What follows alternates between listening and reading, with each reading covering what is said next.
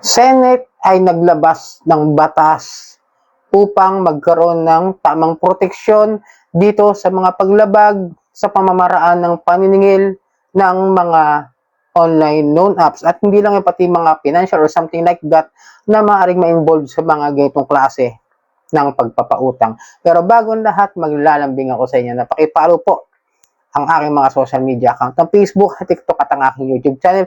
At kung natulungan kayo ng video ito, ay malaking tulong po ang inyong pag-like, malaking tulong po ang pag-share at para updated po kayo sa mga videos na ginagawa natin dito, ay pakihit lang po yung notification bell. Then, disclaimer, hindi po ako nang hihikayat ng mga utang dito sa mga online loan apps. Ako po ay sumisilip, nagbibigay ng advice at patnubay kung ano nga ba yung inyong dapat gawin at kung ano ba yung proseso ng kanilang pagpapautang at ang proseso ng kanilang paniningil para magkaroon ako sa inyo ng tamang expectations na shared real experience para magkaroon kayo ng tamang information. At paalaala lang ha, ulitin ko, hindi ho ako nangungunsi rito na huwag magbayad ng utang. Okay?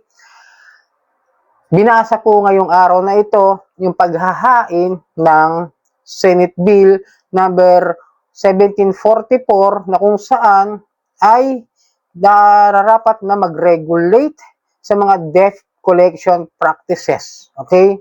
Bali, ito ay isang proteksyon sa bawat consumer o yung mga kliyente, mga borrower doon sa mga ginagawa na paglabag sa karapatan ng mga borrower na halos sa ilang taon ng paggawa ko rin ng video, nagiging normalized na po yung harassments and the abusive collection practices nitong mga online loan apps especially, no?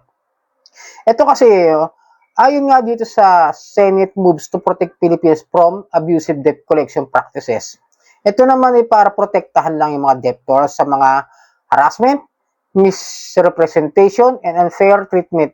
At saka ito ay parang sa financial accountability na magkakaroon ng karapatan sa dignidad ng bawat borrower o yung mga nanghihiram.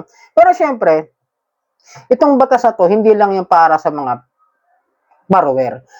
Meron din naman kasing karapatan tamang talagang maningil ang mga nagpapautang. Huwag natin kakalimutan yon. Pero sa tamang paraan. At huwag rin sana nating abusuhin kung sakasakaling makapasa nga itong Senate bill na ito, huwag nating abusuhin yan at huwag natin gawing dahilan, hindi ko magsasabing ginagamit na dahilan na hindi pagbabayad ng utang dahil walang nakukulong.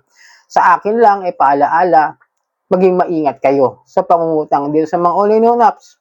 Tandaan ninyo, in many years of my advocacy na kahit sa ganitong simple paggawa ng video, pagbibigay ng advice, lagi ko pinapaalalahanan kayo na maging maingat sa pag-utang, no?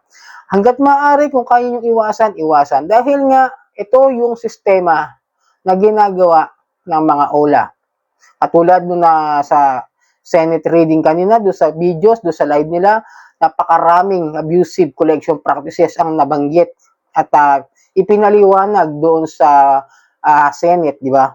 Ultimo, paggawa ng mga video, yung mga, alam nyo na, yung mga bagay na ini-AI nila, ini-edit nila, ipo-forward nila, papakalat nila sa mga social media yung mga malalaswang larawan, mga batang idinadamay, ipinopost, pinapahiya, kung ano-ano mga pagpapadala ng kung ano-ano, like yung meron nga raw pinadalhan ng bala, yun nga, pinadalhan ng bulaklak ng patay, pinadalhan ng ataol, which is in the past few years, totoo, na halos ganun talaga yung mga nangyayari. Pero, dahil nga medyo nagiging malawak na yung kaalaman ng mga tao dito, nagiging marunong na rin iba. Pero, dun sa mga bago, o yung mga beginner, kung tawagin nga, dito sa mga online loan apps, so papaalalahanan ko kayo na huwag na lang kayong umutang kung sakaling kayo nakapasok na. Kasi, mangyayari sa inyo yung mga abusive collection practices nila. Mararanasan nyo. Walang nakakaligtas sa kanila, even yung mga walang utang. Tandaan nyo, no? Kaya dapat lang din na magkaroon ng ganitong klase ng batas, lalong-lalo na sa mga borrower, doon sa mga hindi naman nagkakaroon ng utang. Like the Comeca na sinasabi nila, yung mga ginanakaw nilang contact reference, di ba? Ina-access nila. Tapos sisingilin yung hindi naman involved doon sa pagkakautang ng isang borrower. Diba? Kaya tama lang din para sa akin na magkaroon ganito. Kasi syempre ako, naranasan ko yung singilin ako ng isang ulam na hindi ko naman talaga inutangan in the first place. Pagkatapos, ipupusa ka, ipapahiya ka, kung anong sasabihin sa'yo, magko-comment sa Facebook page mo, di ba? Kaya nakakalungkot lang isipin na pati yung mga hindi naman nakahiram. Kaya, para sa akin is fair naman para doon sa mga talagang lehitimong biktima ng OLA o puwera yung mga OLA partner.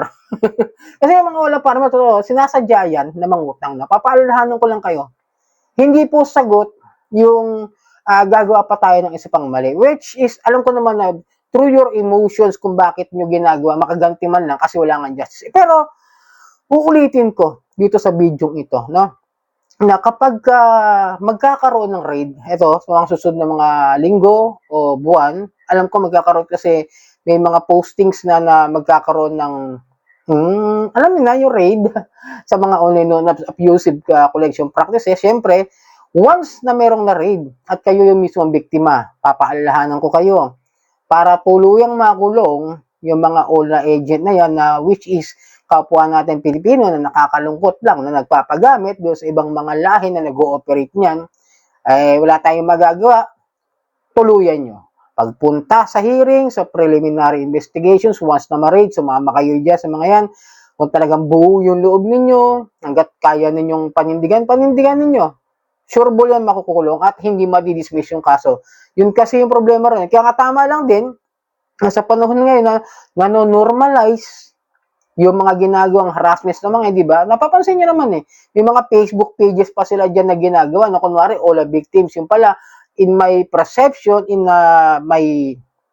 parang tinitignan ko yung mga Facebook pages, parang hindi sila all victims, parang group, parang online known-up agent groups yung mga yan na kung saan-saan na magpapanggap lang, tapos gagawin, aalamin lang, delikado rin yan, no?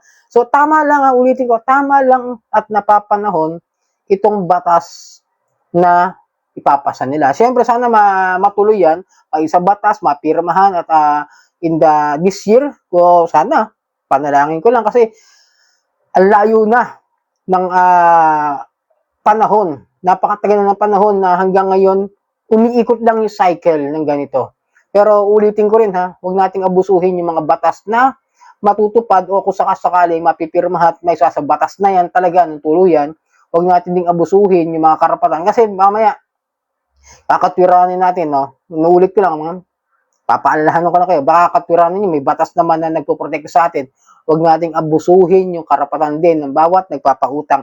As long as sila yung tama ang ginagawa, nagpapautang. Like the other online non-apps, di ba? Kung hindi naman kayo naharas, bayaran natin. Yun lang naman po yung sagot dyan para hindi tayo magkaroon problema. Ngayon, kung namamroblema kayo sa financial, it's better na mag-isip po na maigi bago subukan o mag-apply dito sa mga online non-apps. Kasi hindi porket SEC registered yung mga yan, okay ng utangan. Parang galawan kasi ng mga yan, mapala-rehistrado o hindi, gumagawa ng mga paglabag sa karapatan ng tao. So, yun sana nakatulong video ito. Muli, maglalambing ako sa inyo. Pakipollow po ang aking mga social media account. Facebook, TikTok at ang aking YouTube channel. Maraming po salamat sa ulitin.